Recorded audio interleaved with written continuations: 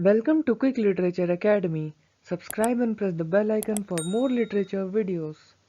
George Eliot was the pen name of the novelist Mary Ann Evans. She grew up in Warwickshire at a time when industrialization was transforming the countryside. Her mother died when she was 17, and in 1841 she and her father moved to Coventry, which she would use as inspiration for fictional town of Middlemarch. There, she joined a circle of free-thinking intellectuals and lost her Christian faith. After her father died in 1849, she traveled abroad before settling in London, working as an editor at the left-wing Westminster Review. This led to her meeting the philosopher and critic George Henry Lewes, her married but separated from his wife. Eliot lived with Lewes openly and started referring to herself as Marian Lewes, in defiance of Victorian notions of propriety.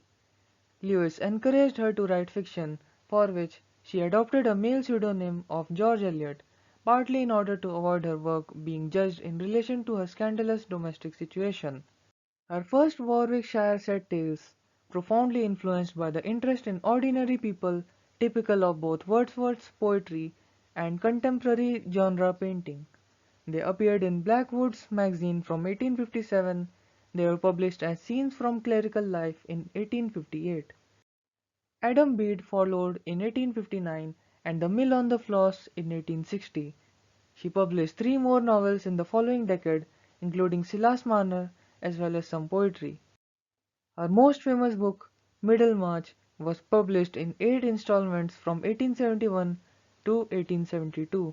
A year and a half later after Lewis' death, in November 1878, Eliot married the much younger John Cross, but she died from kidney disease within a year. Thanks for watching. Do like and subscribe. Comment below if you want a video on some topic.